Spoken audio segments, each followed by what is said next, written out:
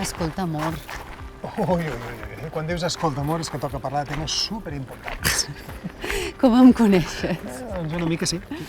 A veure, que no cal que ho parlem ara, Però potser algun dia, que no hi ha pressa, potser d'aquí 3 generacions... D'acord, ja capto la ironia. I sé que vols parlar de si ens quedem a viure al poble o no, i d'allò de la masoveria urbana, que pot ser una solució si al final decidim quedar-nos. Però la veritat és que no sé com funciona.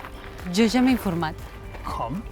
Sí, mira, tu i jo no tenim cap habitatge, així que ens podem fer masovers i pagar part del lloguer fent les obres o rehabilitació del pis.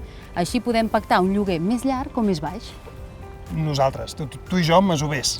Què en saps de bricolatge? Sí, una mica. I el que no sapiguem fer ho contractem, no passa res. Home, si jo tingués un habitatge buit, t'asseguro que estaria interessat en això de la masoveria urbana, perquè m'arreglarien el pis i no m'hauria de preocupar ni de les obres. Clar, i mentre hi ha algú que hi visqui no es fa malbé. Però nosaltres no tenim cap habitatge. Així que com podríem trobar un propietari que tingués un pis tancat i necessités una reforma? I si anem a l'Ajuntament i demanem informació? Saps? Això em comença a agradar molt. Ja et vaig dir jo que aquest any seria molt bo. I tant que sí.